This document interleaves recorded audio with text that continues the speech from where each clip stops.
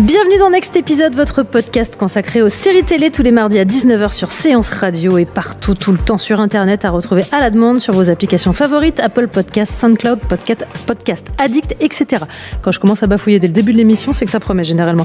Ici, on débriefera souvent, on analysera éventuellement, on s'écharpera évidemment. Et attention chérie, ça va trancher. Aujourd'hui, on parle de Sharp Objects, mini-série créée par Martin Noxon, réalisée par Jean-Marc Vallée, avec Amy Adams et Patricia Clarkson. Une série qui débarque le 9 juillet sur OCS, décidément. OSS, je pense que c'est moi aujourd'hui, OSS. Une série taglinée « On ne peut oublier son passé ». Ça tombe bien, les débatteurs du jour en sont la preuve. Elle n'oublie jamais rien. Mélanie Wanga, bonjour. Bonjour. Et on ne peut pas lui oublier qu'il kiffe la soca dance. Renaud Cros. Salut Charline. Et avant de s'attarder sur ces Sharp Objects, l'info du jour. Et un reboot,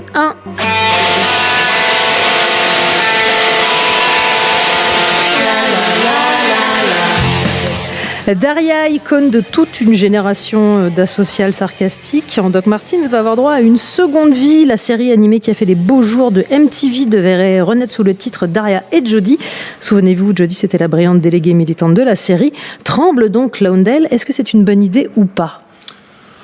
Ce qui est amusant, c'est de voir donc cette vague de remake, de reboot. On parle aussi d'un retour du nounou d'enfer, donc on sent qu'on est vraiment totalement. Tu n'es quand même pas en train de comparer Daria à une nounou d'enfer. Ça fait partie de mon adolescence et Daria et une nounou d'enfer.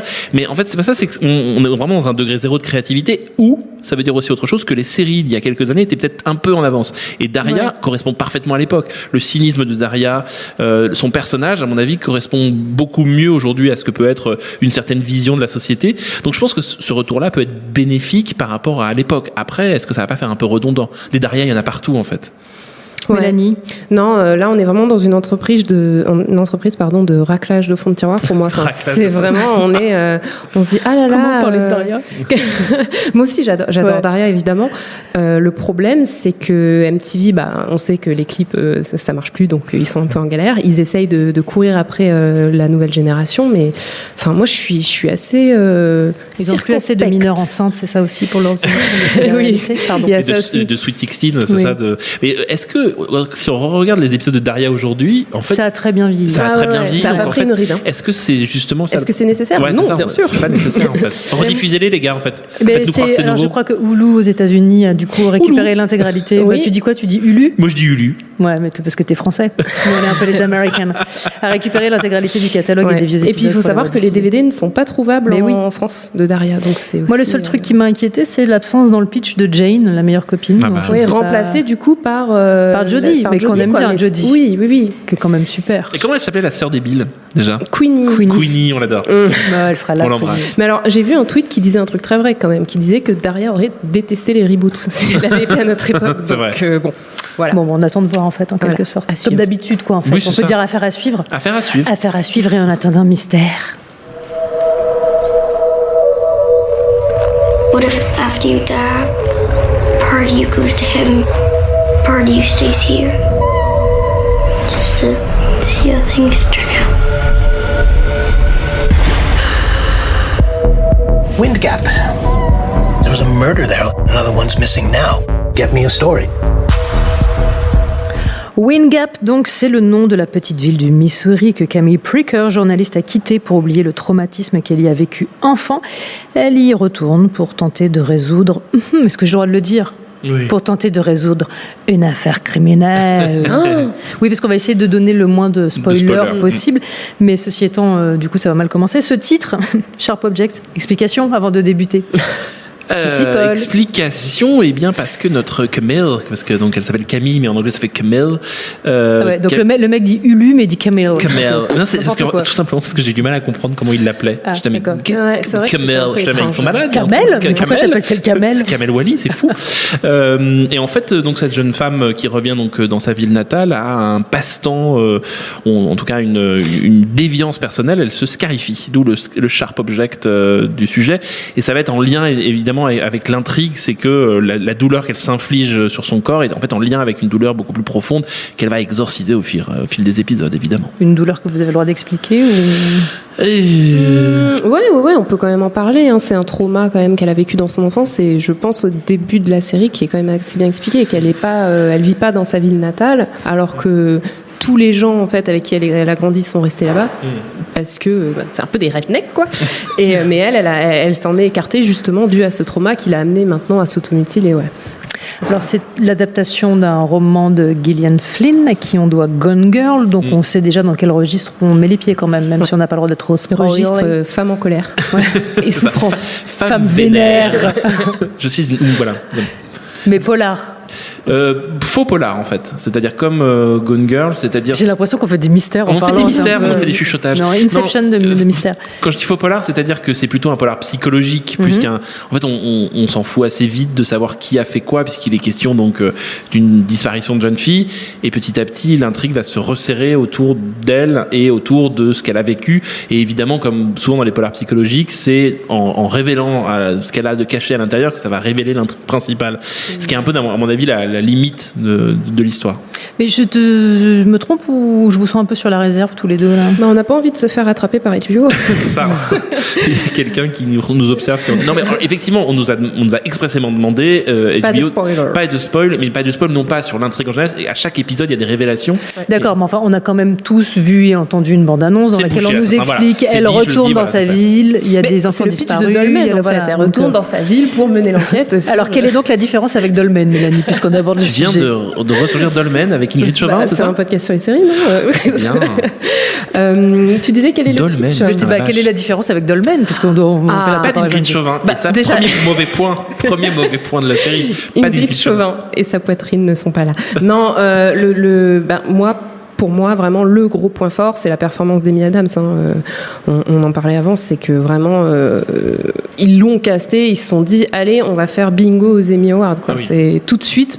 Moi, franchement, au milieu du premier épisode, tu dis c'est bon, la meuf, elle va obliger rafler meilleure actrice. Quoi. C'est même incroyable. Un peu trop. C'est-à-dire que des premiers plans de la série, elle est alcoolique dans sa baignoire, elle titube, elle a le regard vitreux, en même temps, elle met sa vodka dans sa bouteille d'évian. Voilà, c'est ça. Il y a toi, tu vas avoir un prix, ma chérie. Tu es partie pour ça. C'est même vraiment, c'est un écrin pour elle. C'est construit quasiment autour d'elle. Ouais. Il y a un truc qui est très beau, c'est qu'il y a vraiment une structure un peu en flashback, mais pas des flashbacks explicatifs. Elle a des flashs, c'est que tout d'un coup, le montage est vraiment très beau pour ça. Elle voit quelque chose et tout d'un coup on repart en arrière parce que ça lui fait penser à quelque chose. Il y a une jeune actrice qui joue elle jeune. C'est troublant. C'est vraiment, on a l'impression que c'est Amy Adams. Qui était dans Hit d'ailleurs, cette actrice. Qui était dans Hit, ouais. Et qui est vraiment, on a l'impression que c'est Amy Adams jeune. Ouais. Et ça produit quelque chose d'assez. C'est vraiment. On parlait de Gillian Flynn, c'est vraiment un récit féminin, mais au sens fort du terme. C'est-à-dire que ça s'intéresse. Ça ne parle quasiment que de femmes en fait. Sharp Object, ça ne parle quasiment que d'une relation entre une femme, sa mère qu'elle aime pas beaucoup, avec laquelle elle a une relation. Patricia Clarkson. Et puis la nouvelle fille de sa mère. Et donc c'est une sorte de triangle, féminin. En gros, famille Jevouet, quoi. C'est à peu près ça le sujet. D'ailleurs, ce procédé là de flashback dont tu parles, ça me fait penser quand même que c'est un truc assez connu du réalisateur Jean-Marc Vallée. Il a déjà utilisé ça dans Big Little Lies et dans Wild aussi. Justement, vous parliez de la prestation d'Amy Adams qui crie le « Je veux mes prix, je veux mes prix ». Est-ce que la relancer une mini-série avec Jean-Marc Vallée à la tête, avec une esthétique qui est très particulière, a priori, si je me dis je regarde pas cette série, j'ai rien vu, je me dis... Enfin, les fils sont quand même un peu visibles, non? C'est effectivement... Entre Gillian Flynn... quand même Gone Girl, on voit la couture quoi, c'est un peu on sait où on veut aller, c'est aux Emmy, au Golden Globe. Bien sûr, mais c'est surtout quasiment le même procédé que Big Little Lies qui était lui aussi adapté d'un roman. Le casting de Big Little Lies était quand même un peu plus mastoc et un peu plus vénère, On se souvient qu'il y avait quand même quasiment toutes les meilleures actrices d'Hollywood. Là, il y a Patricia Clarkson qui est très bien et puis Amy Adams, c'est vraiment un véhicule que pour elle, même si moi je trouve c'est vrai que les autre acteurs, il y a quand même le mec de Revenge je ressors les tubes du grenier tant qu'il n'y a pas Ingrid Chauvin, mais il y a un truc un peu surfabriqué. Voilà, si moi je devais être l'avocat du diable, ça commence, vous avez des longs travelling sur la ville, on nous montre bien qu'il y a un auteur derrière, qu'il y a un metteur en scène, on n'est pas dans de la série, on est dans la mini-série. C'est un film déguisé en gros. C'est 8x60, c'est ça. Et il y a un truc vraiment qui tient sur ça, sur l'auteur, sur la mise en scène. C'est très très lent, on l'a pas dit, mais c'est extrêmement lent. Il ne se passe quasiment rien. Alors ça, il faut vraiment. C'est une étude de personnages et d'une ville en fait. C'est vraiment ce côté-là, ce côté observation. Et puis comme on disait avec les flashbacks, où, du coup on voit la ville 20 ans avant, qu'est-ce Exactement. que c'était. Enfin, et il y a tous ces plans où elle est dans sa voiture, où elle conduit et où on la suit. Enfin voilà, c'est vraiment. C'est vraiment la mise en scène de l'ambiance. On sent vraiment qu'il y a quelqu'un derrière la caméra et qu'on veut nous dire qu'il y a quelqu'un derrière la caméra. Regardez Plus encore que dans Big Little Lies, qui à mon avis était plus traversé par la question du soap et qui à mon avis était plus facile d'accès et plus agréable à regarder parce qu'il y avait cette structure de qui a fait le coup, qu'est-ce qui s'est passé à cette soirée, tout ça. Là, je pense qu'il faut attendre bien 2-3 épisodes avant vraiment comprendre où ça va et ce que ça veut raconter. Il y a ces fameuses histoires de disparition de jeunes filles, mais qui sont vraiment un prétexte. Il y a quasiment, il y a 15% d'épisodes qui parlent vraiment de ça, ou sinon elle passe son temps à se balader, à boire des coups, à discuter, à s'engueuler avec sa mère. Et même la mise en scène de la famille, en fait, de la maison, parce qu'elle revient quand même chez sa mère, qui l'accueille hyper froidement et lui dit la maison est pas prête pour accueillir des invités, quoi. Genre, tu revois ta mère après des années, on dit ça. Et la mère est monstrueuse. La mère est incroyable. Et il y a toute cette maison qui est en fait un manoir qui descend d'une famille qui s'est enrichie dans les abattoirs, visiblement. Enfin, il y a tout ce côté-là qui, moi, en tout cas, m'a intéressé, le côté redneck et le côté. On est au cœur de ce qu'on appelle le Southern Gothic, en fait, en termes d'esthétique, c'est-à-dire l'Amérique rurale. Alors là, c'est un Southern Gothic un peu ripolliné quand même. C'est-à-dire, c'est le Southern Gothic des grands propriétaires, des grandes maisons. Patricia Clarkson, il y a des moments où moi j'imaginais que la série allait aller vers quelque chose autour notamment des traces de la guerre de sécession, des grandes plantations, des choses comme ça. Et là, il le faut un petit peu. Tout petit peu, voilà. Mais il y a cette idée comme ça d'une grande famille. Ça fait un peu penser à Tennessee Williams par moment sur ce côté. On a l'impression qu'il fait toujours très très chaud dans cet endroit. La maison est vraiment géniale. Ça c'est très bien filmé. La maison est vraiment géniale. Avec la maison poupée qui la réplique. Enfin, il y a tout un truc sur ça. Mais ça tient encore une fois à des tout petits indices. C'est-à-dire qu'il faut vraiment s'accrocher. On n'est pas dans la Casa des Papel, c'est pas le truc qui va vous accrocher, vous allez binger comme des dingos. Ah, le point Casa des Papel. Point Bella Ciao, bisous Maître Gims. Ouais. Mais il y a vraiment, c'est un truc, c'est de la série auteur, c'est de la série, ça dure 1 heure à chaque fois. On se fait globalement un peu chier. Ah bon, moi quand même sur la fin, à la fin de chaque épisode, j'avais quand même envie de savoir la suite. C'est ça fonctionne toujours de la même manière, c'est qu'il se passe pas grand chose. Et puis il y a un choc de fin d'épisode. À la fin d'épisode, il y a toujours une révélation, une image de fin. D'ailleurs, c'est très cut. À chaque fois, il y a ce jeu-là, c'est-à-dire qu'au moment où enfin il se passe un truc, cut et on passe au suivant. Donc bon. Après, on adhère ou on n'adhère pas au rythme et à l'ambiance, quoi. C'est clair que c'est pas fait. Enfin, je pense que ça plaît pas à tout le monde, mais moi, ça se binge pas, quoi. Il y a vraiment ce côté, comme tu disais, le côté guerre de sécession, les traces racistes et tout. Moi, c'est quelque chose que j'ai trouvé qui était vraiment quand même présent. Alors, je ne spoil pas, mais notamment, il y a un épisode qui est quand même consacré à une fête, un général qui se battait dans l'armée du Sud pour garder les esclaves. Mais c'est en toile de fond. C'est-à-dire que jamais la série ne va affronter un sujet, même si on comprend assez vite. Et puis les Noirs sont tous quand même des domestiques. Mais oui, ça, voilà. Mais en gros, c'est subtil. Et la subtilité, je suis pas sûr que ce soit toujours très agréable et très excitant à regarder. C'est-à-dire que on sent que c'est de la série auteur, que c'est de la série. Ok, je vais poser la question autrement. C'est subtil ou c'est chichiteux en fait? Il va falloir trancher. C'est très bien posé comme question et on sent que c'est pour ça que c'est toi l'animatrice. C'est vraiment, c'est chichiteux chiant un peu. Enfin, oh là là, on va être en opposition. Voilà, c'est ça que je cherche. C'est ça qu'il me faut. Qu'on me mette un couteau entre les deux. Moi, pour être, en fait, ça m'agace un peu ce type de mini-série où encore une fois, ça clignote Emmy, ça clignote trop intention à récompense. On a le fameux film à Oscar, là, on a la série à récompense. Mais tu vois, la série Olive Kittredge, qui était aussi une série HBO, où tout de suite, dès les premières secondes, tu savais qu'ils cherchaient des récompenses. Là, pour le coup, je me suis fait chier, tu vois. Alors que moi, je trouvais ça beaucoup plus radical. Et là, je trouve ça pas assez radical pour que ce soit, pour que je me dise, ah ouais, c'est quand même brut. Là, il y a un truc. En fait, c'est ce vers quoi ça va, en fait. C'est-à-dire que ça se tient sur un mystère et il faut que le mystère soit très fort. Et ce vers quoi de ce qu'on a vu, la résolution, et je la trouve pas. Voilà. Bah après, c'est ça, en fait. Le mystère, au final, c'est un truc qui n'a pas l'importance qu'on pense. C'est pas une enquête policière. Le truc, c'est pas les experts, quoi. C'est vraiment ça. Je pense qu'on est là pour suivre ce personnage et suivre en quelque sorte sa rédemption. Après, moi, clairement, comme je disais, la performance d'Amy Adams, ça m'a scotché, quoi. Et ce portrait de femme qui souffre, mais qui en même temps, d'ailleurs, c'est un peu dit qu'il y a quelques années, donc quand elle était ado, elle était quand même populaire. Donc il y a quand même des moments où elle joue un peu à ça. C'est un film sur la fracture, c'est un truc. Mais en même temps, il y a des moments dans la série, t'as envie de dire, tu vas la cracher ta Valda, quoi. Dis-nous ce qui s'est passé, raconte-nous pourquoi tu te fais du mal, qu'est-ce qui se passe, qui sont. Donc voilà, c'est des séries avec des non-dits. Et les non-dits, ça peut être un peu chiant. Alors, c'est pareil, un pied dans le plat. Amy Adams, c'est une comédienne chez qui j'ai du mal à avoir des aspérités. Je la trouve toujours un peu lisse, un peu... Ouais. Est-ce que du coup, c'est le rôle adéquat ? Là, elle est pas coiffée, donc totalement, c'est parti pour l'aspérité. Ouais, non, mais c'est vrai c'est quand même une actrice qui a joué chez Disney le rôle de la princesse Gnangnan. Il était une fois chef-d'œuvre. Ouais, j'adore ce film, mais voilà, c'était le rôle qui l'a vraiment fait connaître. Donc on s'attend toujours, et puis même les rôles qu'elle a eu après, c'était toujours des rôles de gentille fille qui essayaient d'arrondir les angles et tout. Et là, pour le coup, moi, j'ai vraiment aimé ce rôle-là parce que elle est dans un truc d'autodestruction, mais en même temps, elle a du talent, et en même temps, bon, son boss, on sait pas trop pourquoi il l'a envoyé. Il y a un côté un peu paternaliste. Oui, parce que c'est vrai qu'on a entendu dans la bande-annonce, c'est son boss du journal qui l'envoie dans cette ville. Qui lui dit retourne dans ta ville natale pour faire un portrait de la ville. Pas pour résoudre l'enquête, pour montrer. Parce qu'elle vient de là, donc elle aura accès plus facilement à ça. C'est Joël Dicker, en fait. C'est le dernier Joël Dicker. Oh, merde, c'est l'enfer. Non, c'est bon. Joël Dicker, Dolmen, on a fait le. Et Revenge. Je crois qu'on est pas mal. Non, mais j'ai l'impression que elle est.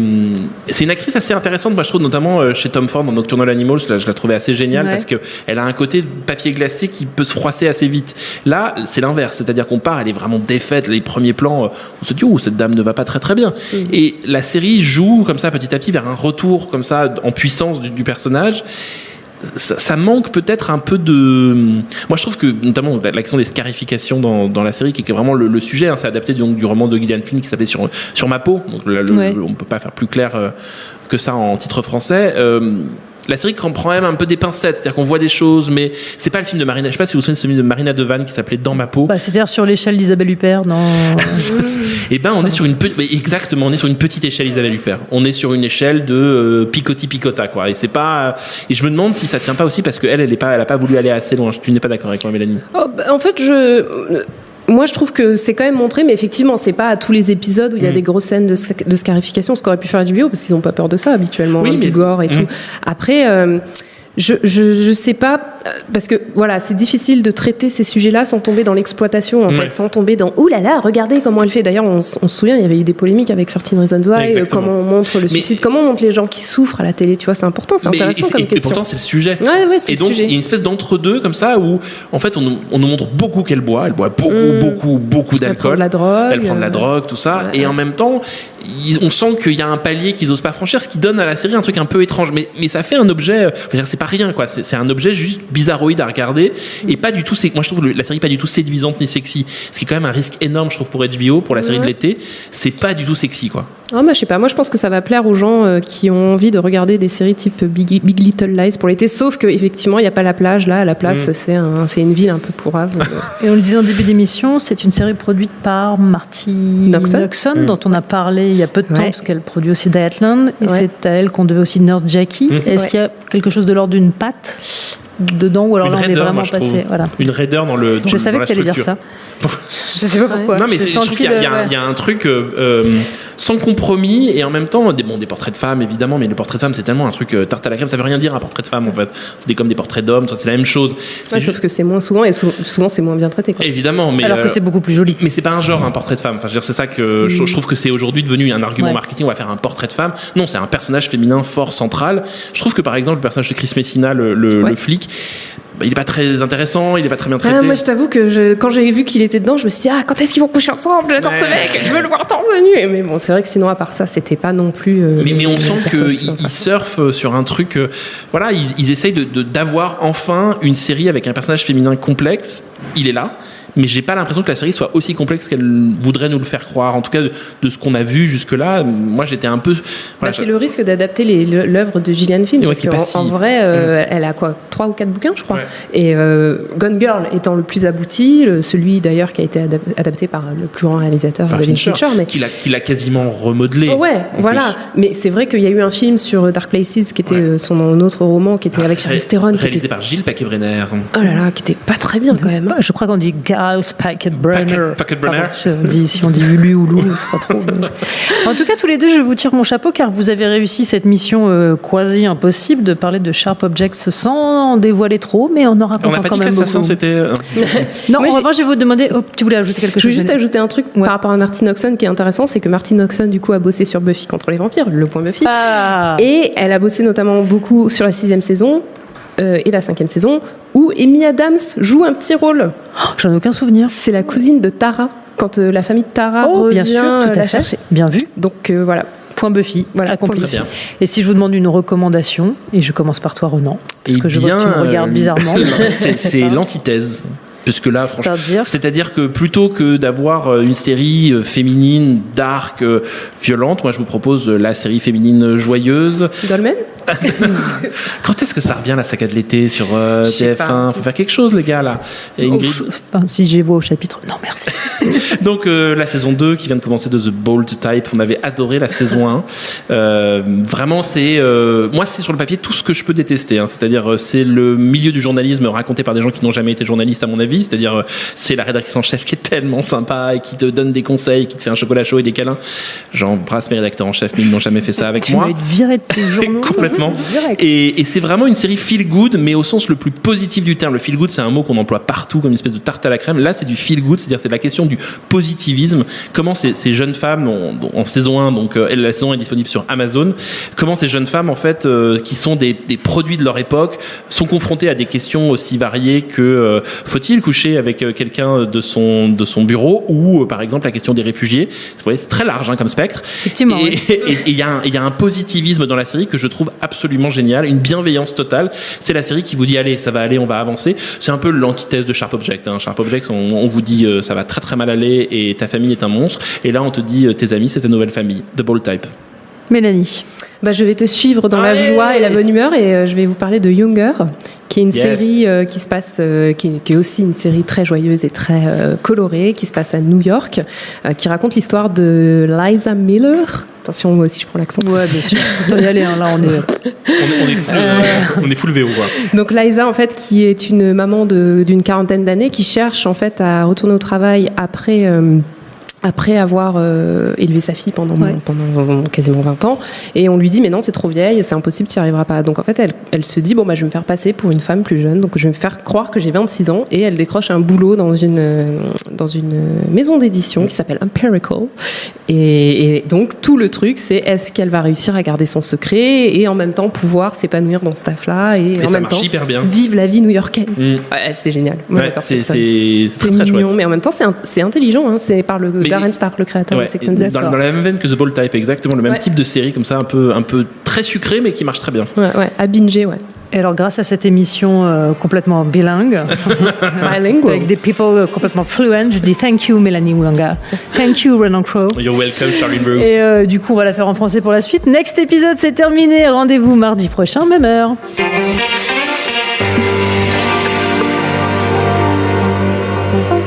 François Truffaut disait que Johnny Guitar avait été fait sur mesure pour John Crawford. Tous les premiers lundis du mois à 19h sur Séance Radio, retrouvez Flashback. Le film a en effet la réputation d'être le tournage le plus dangereux de l'histoire du cinéma. Pour tout connaître de l'actualité des grands classiques du 7e art, avec Antoine Cyr et Antoine Julien, et sur toutes les applications podcast.